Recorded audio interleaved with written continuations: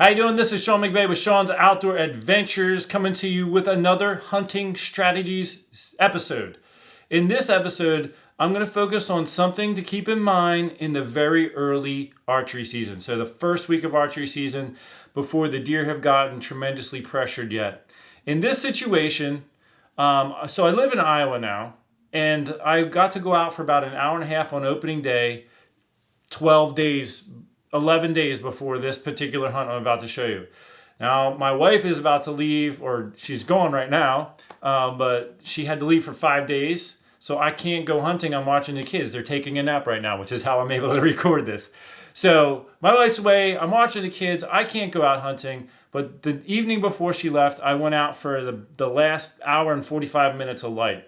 By the time I got home from work, that's all I could do.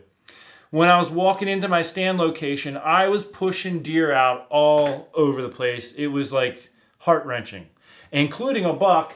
He was a little bit bigger than this, probably, right around 125-inch buck. Not what I would have shot. I live in Iowa now, so I'm going to kind of just wait and see what happens in the rut, even though I can't get out hunting right now. But anyway, I see him. He's like standing there 40 yards away, looking around, like wondering what's going on. I got does flying out of there. And they all push out. But I get up in the stand anyway, and this is the tip. Especially in the early archery season, and they didn't know what was going on. I was going in kind of quiet, and one deer kind of spooked, and that spooked the rest of the deer out. The other deer didn't know what was going on. Sometimes deer do that and they run off and then they come back to whatever they were doing, feeding and stuff. And I was thinking they'll probably come back. Some of them might come back and feed on the acorn trees that I'm set up near. That's exactly what happened. I didn't even have my bow off the ground yet, and I had 2 button bucks come in and start feeding. I waited till they walked off, and then I quick pulled my bow up, and then another one came back in, one of those 2, and ended up sniffing where I walked.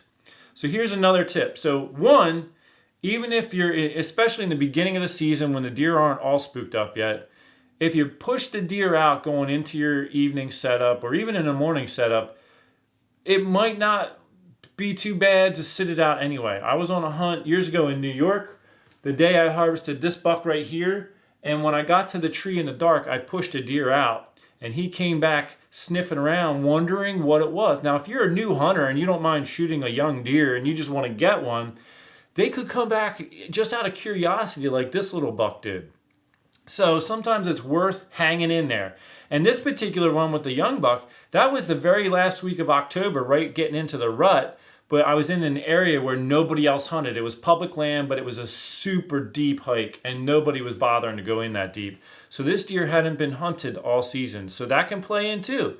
If you're hunting an unpressured area and you push deer out going in, you can still possibly get a crack at them. Okay, so here's the last tip I wanted to incorporate. I try to have enough hunting locations where I don't go to the same tree stand at least a week apart at the very minimum, sometimes once a month or once every 3 weeks. This deer smelled right where I walked. Now, if it's a better deer, a more mature deer, and it smells that I've been there, it's probably not going to come back anytime soon because it knows that danger was in the area. So even if you don't see deer smell where you walked, assume they smelled where you walked when you're not there. And yes, I wear rubber boots, I spray them all down, but they still smell you. I don't care what anybody says, the deer still smell where you walk. So when you're putting together your hunting strategy for the season, for the week, try to space out. Don't keep hunting the same stand because they're going to smell that you've been going in and out of there. They're going to avoid it. The only time you might be able to get away with going to a stand several times within a day or two is during the rut. Or if you manage to walk in and out in a way that most of the deer are not traveling, like all the travel's over here, you're coming in and out over here, you might be able to pull it off in that situation. But deer walk around, especially if there's like acorns on the ground or things they're feeding on. So I encourage you to spread out your hunts. Unless you're in a hot stand in the rut where it's near a travel corridor that you got bucks cruising from miles all around that haven't even been on that piece of property lately and they're just cruising through, well, that's when you can pull it off. But outside of that, my encouragement is spread it out. Spread yourself around. Thanks so much for tuning in to this episode of Hunting Strategies, and I hope you will stay tuned for more. Also, don't forget, I started a new channel for my map reading challenge series. I'll put a link for it in the description of this. Please go over, subscribe to both channels, and check out the content. Until next time, take care and God bless.